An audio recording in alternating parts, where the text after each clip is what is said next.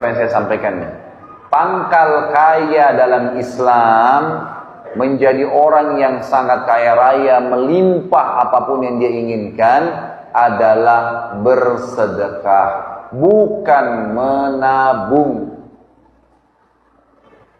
Kita punya prinsip dasar karena kita pakai sistem ekonomi kapitalis lah, sistem ekonomi apalah, orang non muslim, bukan dari Allah lah.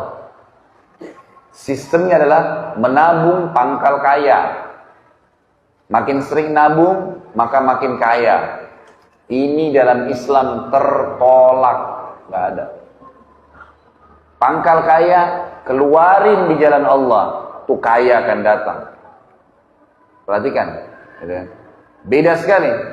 Orang yang nabung sibuk dengan tabungan, bukan tidak boleh ya, boleh nabung, tapi bukan seperti umumnya orang. Kalau dia nabung sudah punya 1 juta mau 10 juta, 10 juta mau 100 juta, 1 juta mau 1 miliar. Dan orang kalau targetnya begitu, susah untuk bersedekah, itu susah. Karena dia harus punya target nabung. Sementara bukan nabung yang mendatangkan kekayaan, bukan. Tetapi sedekahnya. Dalil pertama adalah hadis Bukhari. Hadis Qudsi. Kata Allah Azza wa Jalla, Nabi SAW bersabda, Allah SWT berfirman, Ya bna Adam, anfik alaik.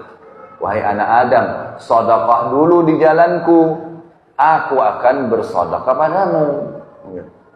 Keluarin dulu di jalanku, baru aku kasih. Dan ini fakta lapangan banyak ya. Hadis Bukhari, riwayat yang lain kata Nabi SAW, dulu di kalangan Bani Israel ada 2 orang bersahabat. Waktu itu kebetulan keduanya dan masyarakat sekitar wilayah mereka sedang menunggu turunnya hujan dari langit. Peceklik, panas. Si A, dari 2 orang ini, anggaplah si A dan si B, kita kasih inisial. Karena Nabi SAW mengatakan 2 orang saja. Supaya mudah dipahamin, si A dan si B. Si A ini melihat ada awan, gumpalan awan hitam lewat di atas kebunnya. Lalu dia mendengar suara dari situ, kata Nabi SAW yang mengatakan, turunkanlah hujan di kebunnya fulan. Namanya temannya dia dari sebelah, si B. Maka dia pun mengikuti awan tersebut, ternyata betul melewatin kebun dia di atas kepalanya, kemudian berhenti di kebun temannya dan turun lebat. Kebun-kebun lain gak ada yang kena air. Cuma dia saja temannya. Penasaran, dia tanya, apa yang kamu lakukan dengan kebunmu? Sampai Allah Azza wa Jalla memberikan kamu air hujan, kami gak dikasih. Apa kata dia? Rahasianya ikhwan, saya mengeluarkan dari keuntungan kebun ini, langsung begitu untung, sepertiganya saya keluarkan di jalan Allah. Sepertiga langsung. Sepertiganya saya kembalikan ke modal usaha. Sepertiganya lagi saya pakai untuk kebutuhan keluarga saya. Allah turunkan hujan di saat lagi tidak ada air. Ada ipar saya di Ternate, kakak saya kebetulan perempuan yang nomor 2, semoga Allah menjaga mereka semua, menikah dengan satu dokter THT dari Ternate di kota Makassar. Kakaknya beliau, ini di kota Ternate, saya pernah ceramah sampai ke sana, alhamdulillah. Kemudian ngobrol-ngobrol, pulang ceramah sekitar jam 11, jam 12 malam. Saya ngobrol-ngobrol sama kakak ipar saya ini. Sementara kami asyik ngobrol, dia lagi tanya beberapa hukum. Tiba-tiba kebetulan rumah mereka masih menggunakan seng, gitu kan. Ada suara ribut, pang gitu. Saya kaget. Karena memang suaranya kayak batu yang besar dilempar gitu. Saya nggak tahu. Kemudian dia tertawa, dia senyum gitu. Dia bilang itu suara mangga yang jatuh. Oh iya, di belakang rumahnya ada pohon mangga beneran jatuh. Ya, memang suaranya besar sekali kayak suara batu yang besar gitu. Dia bilang ini mangga. Orang sana bilang mangga madu. Kalau saya tidak tahu di sini. Kalau di Jakarta bilang mangga mana lagi. Biasanya kalau dipotong itu ada percik-percik madunya gitu kan, kayak madu manis. Ini mangga madu nih, orang Ternate bilang. Mau coba? Ini masak di pohon. Oh, boleh. Diambillah sama dia, dipotong. Saya makan berdua gitu, sambil ngobrol-ngobrol. Terus ada satu kalimat yang diucapkan sama dia, saya jadikan sebagai bahan ceramah, subhanallah. Dia bilang, ini pohon mangga saya tidak pernah berhenti berbuah sepanjang tahun. Setahu saya, gitu kan, setahu sebatas ilmu saya, nggak ada mangga berbuah sepanjang tahun itu. Pasti ada musimnya. Gitu kan? Bisa 6 bulan sekali, bisa setahun sekali gitu kan? Maka dia bilang ini sepanjang tahun. Saya bilang sama dia, kenapa kok bisa? Dikasih bibit tertentu, kan? Atau mungkin di sini lembab, hujan terus. Dia bilang enggak, pohon mangga saya ini enggak pernah saya larang orang ambil. Pohon mangganya enggak pernah dia larang. Kemudian ikhwani, saya sudahlah selesai pembicaraan dengan dia, istirahat. Besok pagi habis sholat subuh, kemudian sudah mulai agak terbit matahari, saya ke belakang rumahnya pamit. Saya mau lihat pohon mangganya. Pohon mangga itu mungkin tingginya cuma 3 meter, saya lihat dengan mata kepala sendiri. Dan rumahnya tidak besar, kecil. Subhanallah, pohon mangga itu saya belum pernah lihat sehidup saya, semua hidup saya pohon mangga seperti itu. Pohon yang cuma 3 meter, daunnya lebat, buahnya itu saking banyaknya, dan beratnya itu sampai tergantung mau kena ke lantai, ke paving bloknya dia.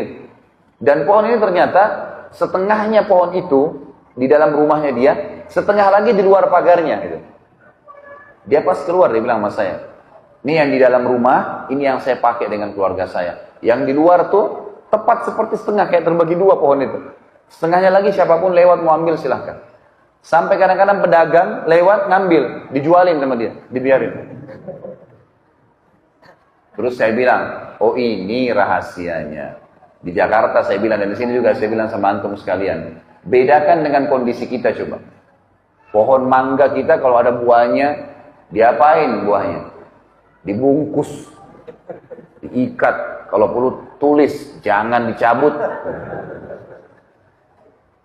Gimana nggak cuma 2-3 buah yang keluar gitu? Susah, pelitnya luar biasa gitu. Nggak bisa, keluarin, Allah kasih keajaiban tuh.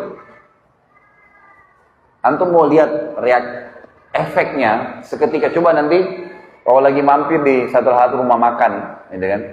Antum makan, misalnya rumah makan apa yang enak, antum makan misalnya 30.000 atau 50.000 rupiah. Selesai makan, antum merasa nikmat, alhamdulillah, syukuri Allah. Kemudian coba beli makanan yang seperti antum makan, persis sama. Lauknya sama, nasinya sama-sama, persebungkus, satu lengkap, keluar cari siapapun kasih. Niat sedekahin sebagai tanda syukur karena Allah sudah kasih saya ini, saya balas dengan itu.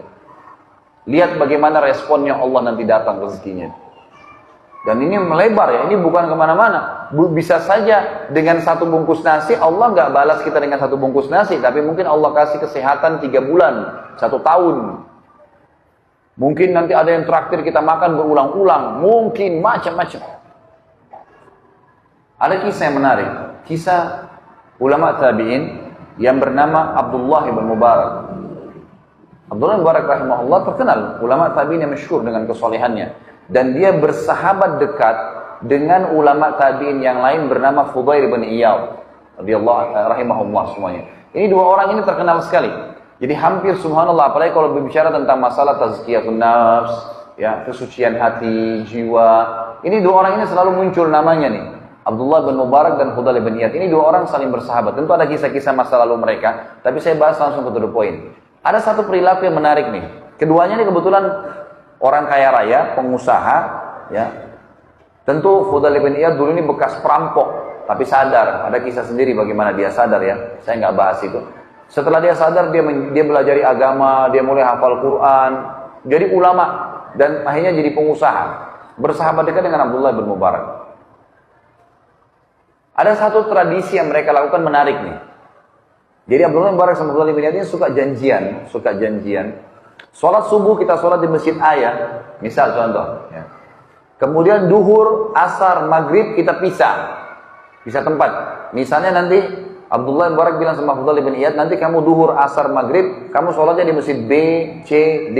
Nanti saya sholat di masjid E, F, G. Di Isya, nanti kita ketemu di masjid H. Jadi subuh mereka satu masjid, Isya mereka satu masjid. Jadi 3 waktu sholat mereka pisah. Jadi kalau temannya sholat di masjid ini, dia sholat tempat lain. Untuk apa?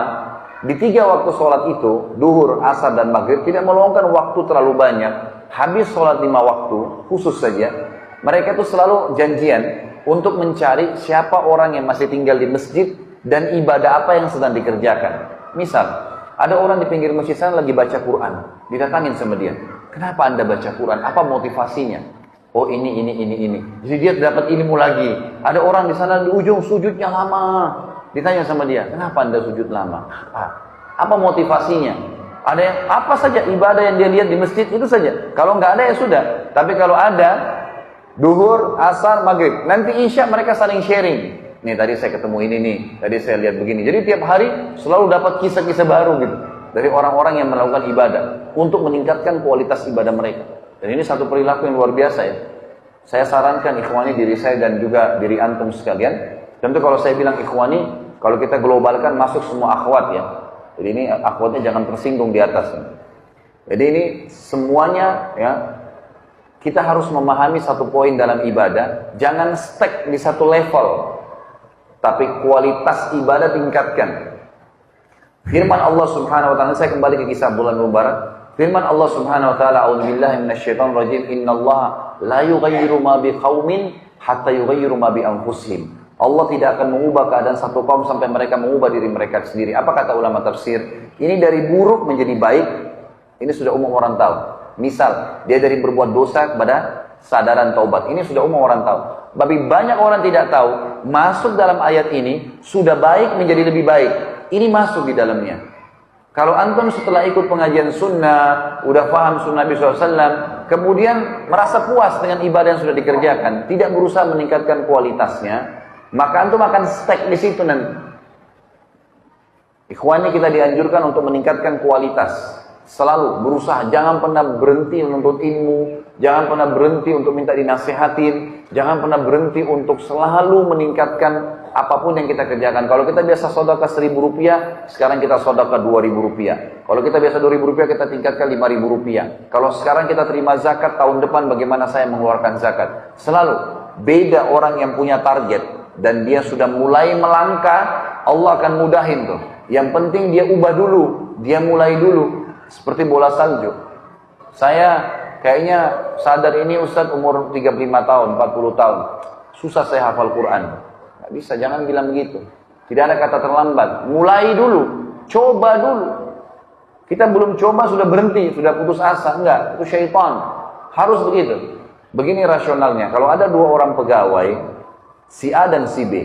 Dua-duanya diterima kerja di satu perusahaan. Dengan gaji tertentu, dengan jam kerja yang sama, juga dengan pekerjaan yang sama misalnya. Bedakan antara orang punya target dengan tidak. Orang yang tidak punya target, ikhwan. Orang yang tidak punya target. Misal si A, dia nggak punya target. Jadi pegawai gaji 2 juta, udah dapat fasilitas sebagai pegawai baju seragam. Udah, dia bilang cukup deh saya begini. Itu nggak salah. Nggak salah dia. Tetapi beda dia dengan si B. Ini si A tadi ya. Ini si B lain. Si B ini begitu masuk di perusahaan, langsung dia petakan perusahaan itu. Jabatan-jabatan yang ada di situ, jenjang-jenjang karirnya, apa saja syaratnya, fasilitasnya apa, dan dia target mencari yang tertinggi. Maka kita temukan nanti si B ini dan si A 10 tahun kemudian, si A tetap dalam kondisi kerjaannya sampai rambutnya sudah ubanan semua, pensiun itu cuman bekerja di situ saja, nggak naik levelnya. Kita temukan si B 10 tahun kemudian sudah jadi direktur perusahaan. Nah, dia punya target. Kalau antum lagi kuliah di kampus, nilai lulus 10 dan nilai tertinggi 10 dan nilai lulus 6, kalau target kita 10, maka pastikan kita bisa insya Allah dengan izin Allah sampai 10, karena kita akan mulai mencari jalan bagaimana sampai ke 10 kan.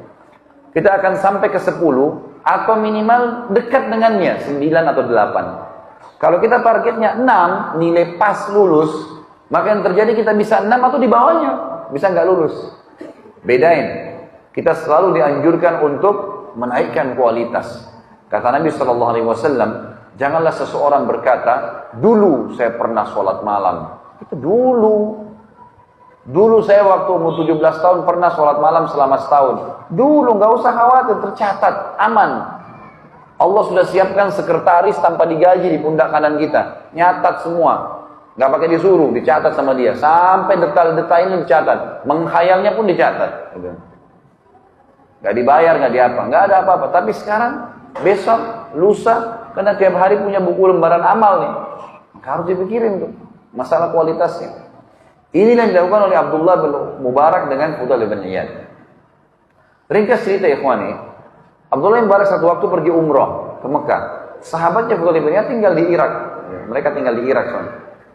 Waktu tiba di Mekah, kata Abdullah bin Mubarak, saya masuk ke Mekah, begitu saya mau tawaf, pakai baju ihram, saya lihat di dalam sekitar Ka'bah, masyarakat Mekah lagi mau pada ngumpul.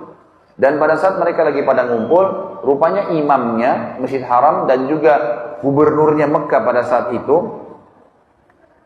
mengumpulkan masyarakat untuk sholat istisqa. Karena menurut Abdullah bin Mubarak, dalam sejarah sampai di harinya beliau, belum pernah terjadi air di Mekah kering sampai sumur Zam-Zam pun hampir kering pada saat itu. Kecuali pada saat itu. Maka dia bilang, semuanya diajak sholat. Saya pun ikut sholat istisqa.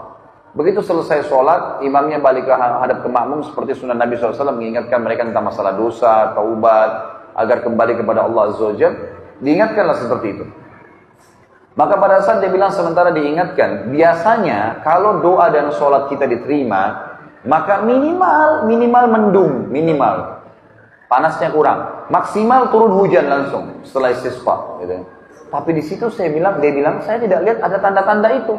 Tetap terik matahari, panas. Dia bilang, tiba-tiba mata saya melihat ke salah satu sudut pintu Masjid Haram. Di sana ada satu orang yang masuk, kulitnya hitam pekat, bajunya kumuh biasa sekali. Imamanya sudah tua, sudah lusuh. Masuk mencari salah satu sudut Ka'bah yang tidak ada orang sholat di situ. Jadi misal kita ibaratkan, maaf, HP ini Ka'bah, maka misalnya ada sisi di sekitar sini, ya, yang orang sholat, dia cari sudut yang tidak ada orang, supaya tidak ketahuan gitu. Karena waktu itu jumlah masyarakat masih sedikit. Kata Ibnu Mubarak, saya lihat orang itu, perhatikan dia masuk, kemudian dia sholat di salah satu sudut Ka'bah. Lalu mulailah dia hadap kiblat, dia bertakbir. Kata Abdullah bin Mubarak, jangan tanyakan bagaimana indahnya sholatnya orang itu. Dari takbir Allahu Akbar, tenang, tumaknina luar biasa. Baca tenang, ruku Allahu Akbar, tenang, dinikmatin semua gerakannya. Karena memang setiap gerakan dan bacaan berpahala, ikhwan. Kemudian sami Allahu liman hamidah, sampai salam, indah. Kata Ibnu Mubarak, saya belum pernah lihat ada orang sholat seindah itu. Luar biasa. Dan kemudian Ibnu Mubarak bilang, saya dekatin. Tapi orang itu tidak tahu lagi didekatin dari belakang. Tiba-tiba orang ini selesai salam, mengangkat tangan ke langit sambil mengatakan, Aqsamtu bika rabbi an tunazzil alaihim matara. Aku bersumpah atas namamu wahai Tuhanku, turunkanlah hujan untuk mereka tuh yang lagi sholat istisqa. Kata Abdullah bin Mubarak, kejadian aneh luar biasa, ajaib luar biasa. Tiba-tiba mendung, hujan turun, lebat. Orang-orang di sana bersorak gembira, bersyukur sama Allah. Mereka pikir hujan turun karena sholat mereka. Abdullah bin Mubarak bilang, tapi saya yakin bukan karena mereka, karena orang ini. Dan orang ini subhanallah, begitu saja turun hujan, dia tutup doanya, keluar dari masjid. Nggak ngomong, nggak apa. Nggak bilang, hei ini saya yang berdoa, nggak. Keluar. Abdullah bin Mubarak ini karena dia selalu cari orang yang lebih soleh dari dia, dikejar sama dia orang itu. Orang ini jalan keluar dari masjid, lorong demi lorong, selesai sampai. Dia datang ke masjid cuma untuk doain orang supaya turun hujan tuh. Dia datang sampai dia masuk lorong demi lorong, tiba di satu rumah di tengah-tengah pemukiman masyarakat Mekah. Di situ tuh ada rumah besar, di depan pintu rumah ada satu orang badannya besar, kulit hitam juga.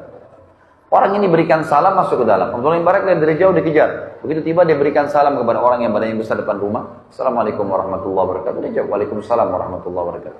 Kata Abdullah bin Mubarak, boleh saya tanya? Dia bilang, ya silahkan. Ini rumah siapa? Kata yang di depan pintu, ini rumah saya. Rupanya ini pemilik rumahnya. Abdullah bin Mubarak tanya, yang tadi masuk itu siapa? Kata yang punya rumah ini, itu salah satu budak saya. Budak bisa diperjualbelikan, ikhwan. Kalau mereka penasaran, budak, dia bilang ini. Kata Abdullah bin Mubarak, boleh nggak saya tanya lagi? Oh silahkan. Bagaimana ibadahnya orang itu? Kata tuannya, jangan anda tanyakan ibadahnya orang ini. Luar biasa. Dia kalau pagi sampai sore menjelang maghrib selalu memberikan hak saya sebagai tuannya. Tidak pernah mengeluh. Satu-satunya budak saya nggak pernah ngeluh orang ini. Nggak pernah ngeluh. Dan malam hari dia tidur beberapa saat, kemudian dia ibadah sholat malam sampai pagi, memberikan hak Tuhannya. Dan yang luar biasa kata tuannya, ini saksi bahasan kita berhubungan dengan poin yang kedua, masalah infak. Jadi tuannya bilang, kalau saya memberikan gajinya 2 dirham, kalau kita misalnya hitung dirham itu 5.000 rupiah, berarti 10.000 rupiah saja. 2 dirham gajinya saya kasih, maka gitu kan, dia mengeluarkan 1 dirhamnya untuk orang susah, orang miskin, dan 1 dirham dipakai sama dia. Bisa ditangkap tidak maksudnya? Kalau antum terima gaji 1.500.000 dikeluarin untuk orang susah, padahal antum susah. Jadi ternyata mengeluarkan sedekah tidak butuh tunggu kaya. Sampai kapan antum mau tunggu kaya baru sedekah? Tapi di sini kita lihat dia mengeluarkan setengah gajinya, ikhwan. Ini nggak gampang ini. Setengah gaji dikeluarkan sementara dia susah. Kata Abdullah bin Mubarak, itu sebabnya. Boleh nggak saya beli budak ini? Kata tuannya, tuan rumahnya bilang apa? Maaf, saya nggak jual. Budak ini banyak berkahnya. Maka Abdullah bin Mubarak bilang, saya Abdullah bin Mubarak. Cuma zaman dulu nggak ada foto, orang nggak tahu bagaimana wajahnya ini. Cuma dengar nama, ini orang alim, ulama besar nih. Ya, salah satu rujukan tabi'in, belajar dari sahabat langsung. Maka tuannya, orang hitam itu bilang, Anda Abdullah bin Mubarak dari Irak? Dia bilang, iya. Kalau gitu saya jual. Udah, ini orang soleh nggak masalah, dijual lah. Abdullah bin Mubarak niatnya ingin membawa budak ini kemana? Ke Irak. Ketemu sama temannya, Fudail bin Iyad. Ini ada orang ini luar biasa, angkat tangan ke langit, turun hujan langsung. Satu Mekah semua nggak diijabah, dia diijabah. Di tengah jalan, dalam perjalanan, Abdullah bin Mubarak tidak ngomong apa-apa. Ini budaknya tanya, wahai tuan, maaf bisa saya tahu kita mau kemana? Gitu ya. Maka Abdullah bin Mubarak bilang, mulai sekarang jangan kau panggil saya tuan, karena kau tuan saya. Kata budak itu, kenapa Anda bilang begitu?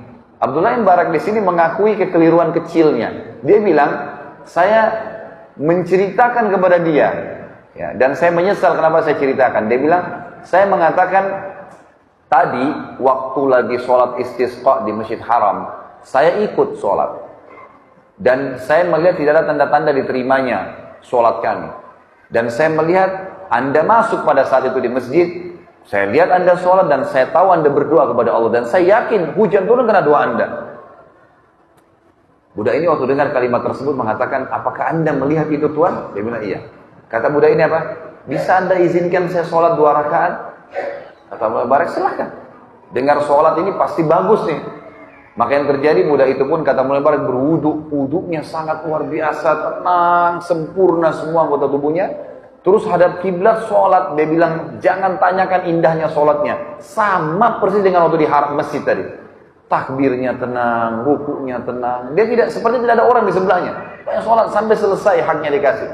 Begitu selesai salam, dia mengucapkan satu kalimat. Dia mengatakan, Al-ana ya Rabb.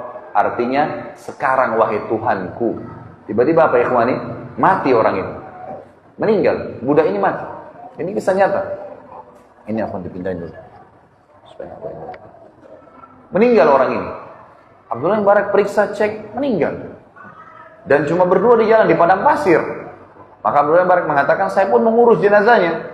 Saya mandikan semampunya, saya kafani semampunya, saya kuburkan di situ, lalu saya tinggalkan. Saya pun menuju ke Irak, lalu saya bilang sama sahabat saya, Fudail bin Iyad, wahai Fudail, demi Allah saya bertemu dengan seseorang di Mekah, yang kau sama saya tidak ada apa-apanya ibadahnya. Lalu Abdullah bin Mubarak menceritakan kepada kita nih, dia kan tuannya, dia bilang, kemungkinan besar si budak ini, waktu dia berdoa, waktu dia sholat, yang dia sebelum meninggal, dia berdoa dalam sholatnya mengatakan, ya Allah, kalau seandainya ibadahku setelah ketahuan doaku kamu ijabah di masjid itu menjadi riya, matikanlah aku. Kalau seandainya tidak, maka hidupkanlah aku. Makanya dia bilang, Al-ana ya Rabb, sekarang hai Tuhanku, lalu Allah matikan.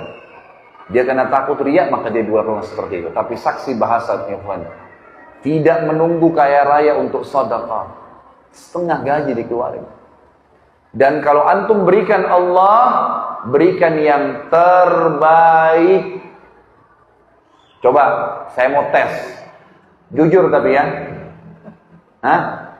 Kalau celengan masjid lewat, antum punya 1000 baru, 1000 tua, yang mana dimasukin? Hah? Senyum-senyum aja nih, gak ada yang nyaut. Banyak orang tidak memahami poin ini. Yang dimasukin 1000 tua.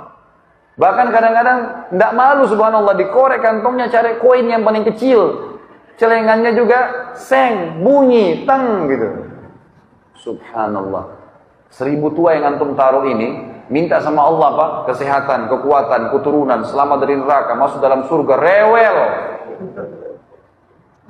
Dengan 1000 tua.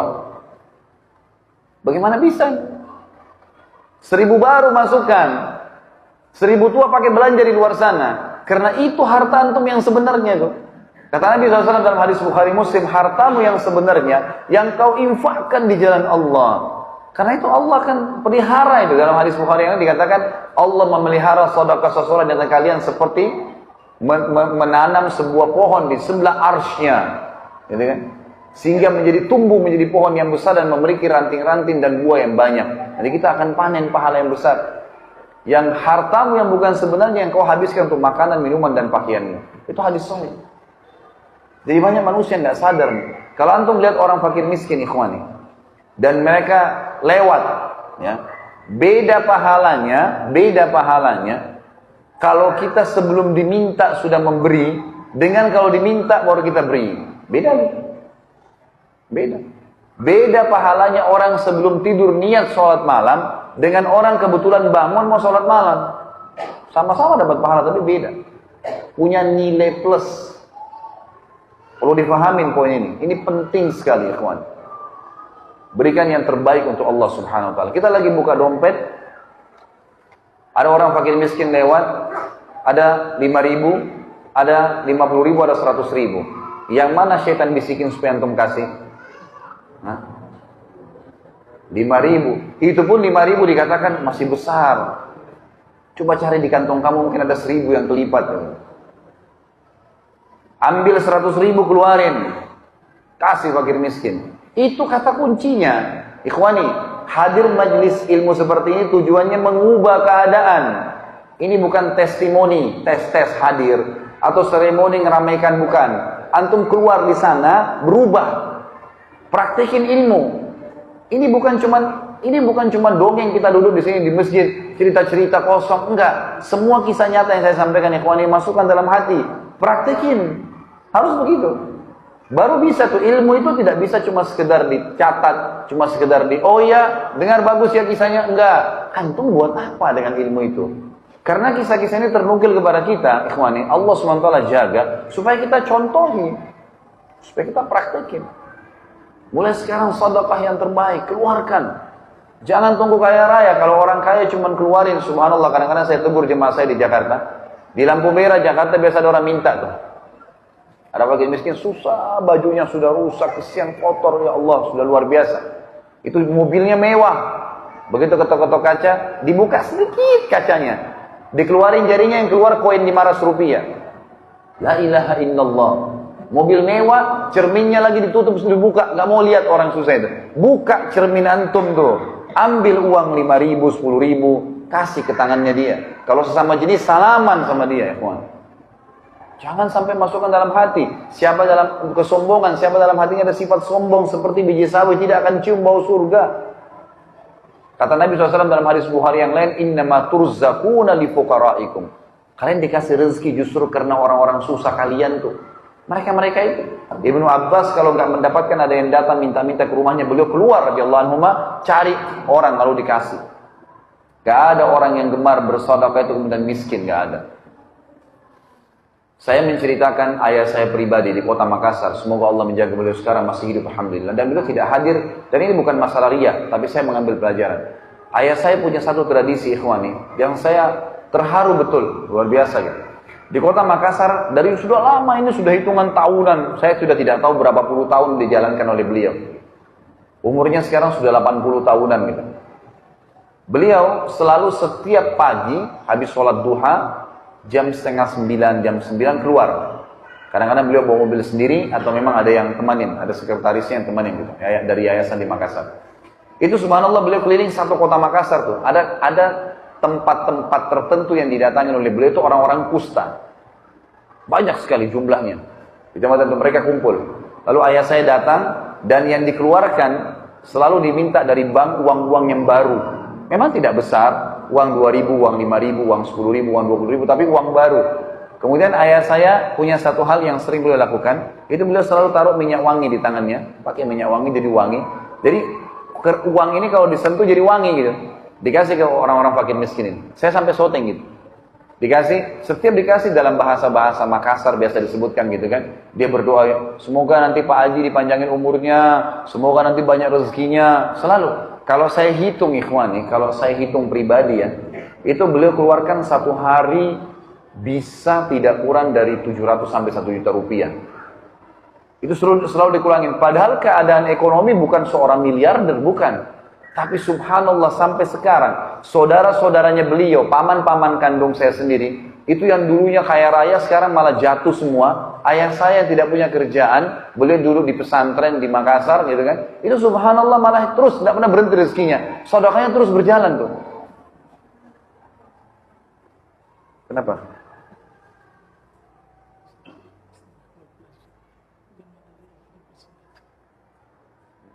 Kenapa? Oh gitu.